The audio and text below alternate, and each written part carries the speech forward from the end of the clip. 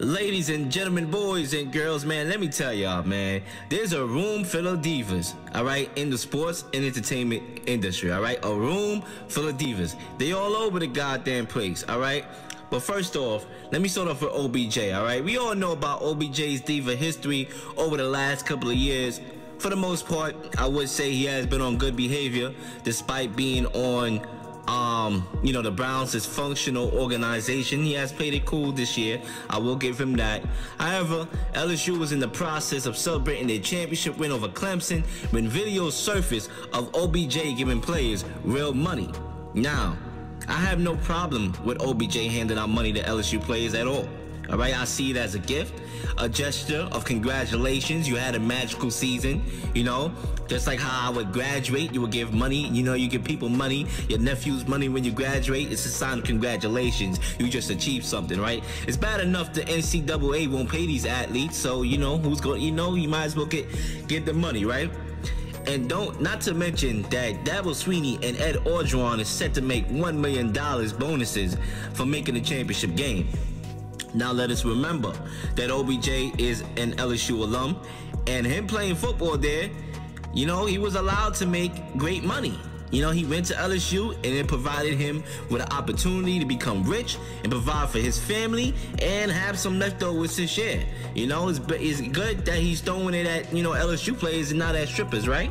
I know the naysayers will say OBJ crashed LSU's moment with his existence, and now instead of us talking about LSU winning the chip, we all talk about OBJ. I mean, that's the media fault.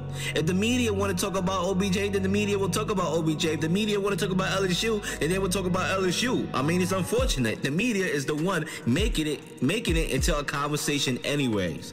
Listen, I know OBJ brings headlines everywhere he goes. That's the cons of being famous, all right? But let us also remember that OBJ bought the team a pair of headphones before the championship game. So this lets me know that he's proud of the team. To buy them gifts before and after the game, it shows you that, listen, OBJ is proud of his alma mater, all right? And if you've been watching the Get Up shows with Swagoo and Ryan Clark and, around sports, LSU has a big fan base that loves their team, that loves their school, all right, when they graduate. So that should let you know right there, all right? But there are reports that New Orleans police issued an arrest warrant for OBJ for slapping the buttocks of a security guard in LSU's locker room during the celebration. Now, this is where I have a problem with OBJ, all right? I know a lot of people, will say, he over-exaggerated, the police officer or the security guard, it took a little bit too serious. But if you don't want to get smacked on the ass, you don't want to get smacked on the ass. It's that day and era, my brother, of the Me Too movement. You have to be smarter than that, OBJ.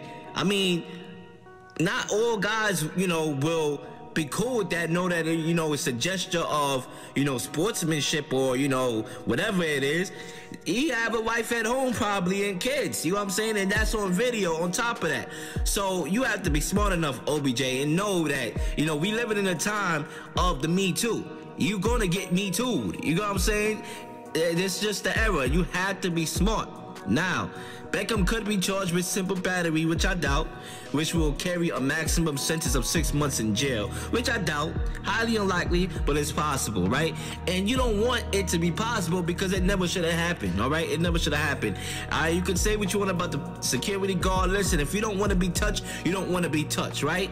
And he can go about ways of handling it the way how he want to handle it, all right? That's just what I got to say. But listen, man, Kevin Stefanski, who's the new head coach of the Browns, good luck. Good luck, all right? I'm wishing you luck because you just got over there, and now you got to deal with stuff like this. You got to deal with divas on your team. It's bad enough that you have a quarterback that can't shut the hell up sometimes, that's daggone annoying, that always think that he's, has something to say, that he's an activist or something like that. You always got something to say about stuff. You got to worry about that. So you know what? Good luck, Kevin Stefanski. Good luck, because the Browns been shuffling head coaches since early 2000s. Right, there's been a lot of coaches shuffled, a lot of quarterbacks shuffled, and guess what? You're gonna have to be Jesus. You're gonna have to turn water into wine. You're gonna have to turn dysfunctional into functional. All right? But moving on here. Antonio Brown, man. Antonio Brown. Now, you know, listen, video surfaced of Antonio Brown cursing out police officers, using all sorts of vulgar language, you know. Ladies and gentlemen, I'm gonna just say this, man. AB's life is spiraling down in front of our eyes. All right, remember this brother was kicked off the Steelers.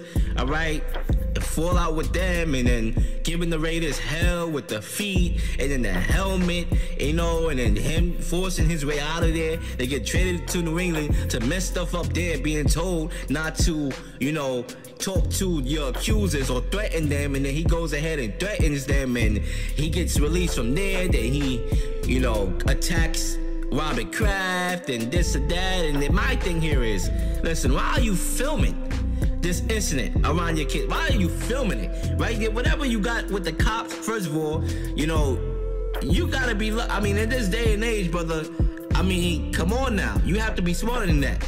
Why are you cursing our cops? And on top of that, why are you recording it? All right, why are you recording it? Why do you have to have your phone out? All right, why? Honestly, and then to use that language in front of your kids, what kind of example are you setting for your kids? Honestly, what are you doing? Listen, I want to see, right? I would love to see Antonio Brown's screen time numbers, because I know in the iPhone app you have something called screen time that says, all right, you've been on your phone for 8 hours of the day or whatever and stuff like that, right? Listen, I want to see this brother's screen time, because this brother is always on his phone. This brother is always recording what's going on. I mean, bringing a cell phone to the locker room back in the day when he was on the Steelers. I mean, bringing the phone everywhere he goes. That has to stop. You know what I'm saying? That has to stop. And on top of that, man, I know you out here. I mean, I'm not even going to get into what I want to say, but, you know, about that situation that I was about to say. But come on, brother, you have to be careful. And then all the people that's, you know, egging him on, if you egging AB on, you want to see his downfall. All right, if you egging AB and saying, yeah, AB, go ahead, for your entertainment, you want to see his life on the line. All right, it's getting to that point now. All right, everything is funny and funny. Yeah, AB, do this, do that. You know, you the class clown. Make the joke, get in trouble. Yeah, get suspended. Yeah, let's clap you up. Let's hype you up until you can't hype him up no more. All right, until it reaches the climax. And it's gonna be wild, you know. We don't want that wild moment. We don't want that, because I really think AB. I mean, people can say mental health, you know. I mean, I don't want to say that he has something that he may not have. All right, I hate putting labels on people, but in talking about AB on my radio show, my co-hosted radio show with Kenny C and Robert, where we talked about AB and his situations on In the Huddle Sports Radio, which will be back in the end of the month. Robert brought something up to the table, and he said, you know what? AB is suffering from CTE, right? He's suffering from CTE. We all saw the hit on Monday Night Football with Vontaze Burfict and AB, literally his soul coming out of his body. I mean, I don't want to, you know, put labels. I hate saying, oh, he has this, he has that, because I don't know what the brother has. I'm not there with him. But right now, what I'm noticing from AB is not normal behavior. This right here is not normal behavior. It's one thing to be called a diva. It's one thing to be like, oh, I got my phone, look at me, flashing money, this and that. But it's one thing to just not act normal. Certain behaviors, certain characteristics is not normal. We know what happens in football. You know, I really think that AB really, we have to hope that this brother needs prayers. All right, this brother needs prayers. Okay, and to make matters worse, his agent has given up on him, terminated his duties until ABC's a consultant. So when your agent is saying, listen, I had enough, you need help, that's like going to a daggone psychiatrist, and a psychiatrist is saying you need to see a daggone psychiatrist. You are the psychiatrist, all right? I mean, it's that bad. Imagine, it's almost like that. It's like you going to see a psychologist, and the psychologist is like, damn, you really need to see a psychologist. I mean, come on. I mean, that's what it's showing, that this brother needs help, and people need to give this brother help and stop chatting and saying this all in the media. Somebody needs to go and talk to this brother, especially the people that's out there, yes man people, that's, yeah, AB, yes man people, know, if you really care about AB, you gotta put this brother to the side and say, listen, man, you need to stop what it is you doing. Get your life back on track. Get back on the NFL. Do what you love. All right? That's my thoughts on AB. I want to get on Kyrie Irving, man. This is the next diva we bring into the room right now. All right? This is Divas room. Okay? Listen, Kyrie Irving, after the loss to the 76ers, said on in the press interview, it's glaring obvious that we need 1 or 2 more pieces.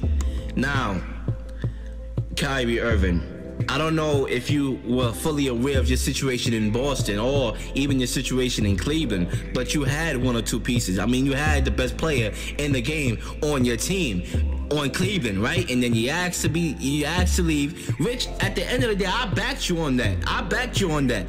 But now I'm looking bad for that because I backed you on it, because I said, all right, maybe he doesn't want to be under LeBron James' shadow, because when LeBron James is on your team, you gotta be big on sacrifices. You see him with Bosh and Dwayne Wade. Those were sacrifices, right? Maybe you just don't want to sacrifice like that, so you want your own limelight. Okay, you get traded to a good position, right, on the Celtics team that's winning, and then you fall out with the young guys. You disengage with them. You gave them a hard time. They're doing better without you. LeBron James is doing better without you.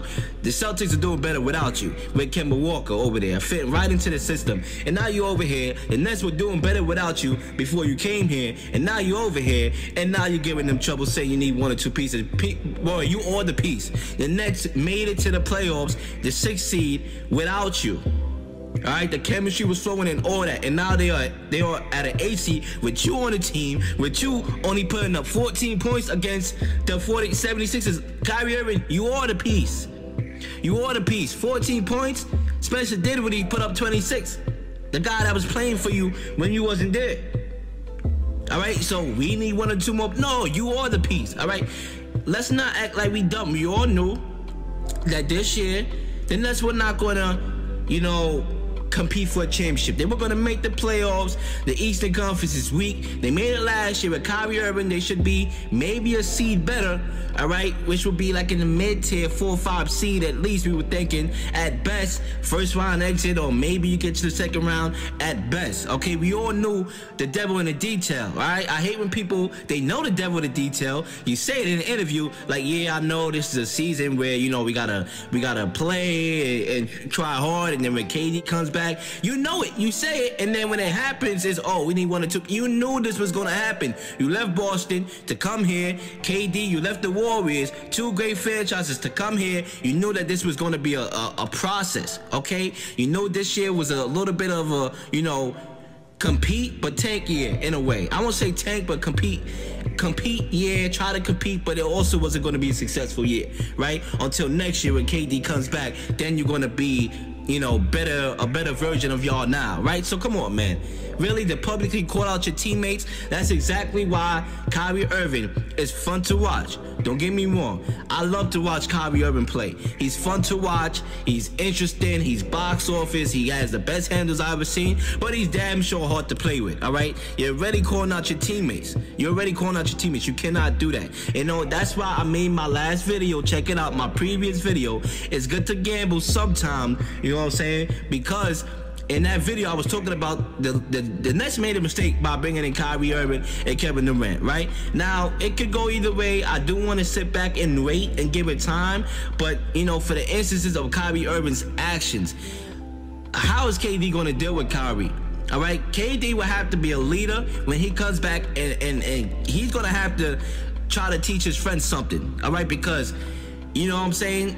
Kyrie Irving cannot continue to act like the way how he's acting, otherwise they will not be successful. All right, so hey, that's my thoughts on it, man. These are Divas, me and Divas continuing to be Divas, and they're in the room, man. This is Divas Room, hosted by the real Leel, man. I'm out of here.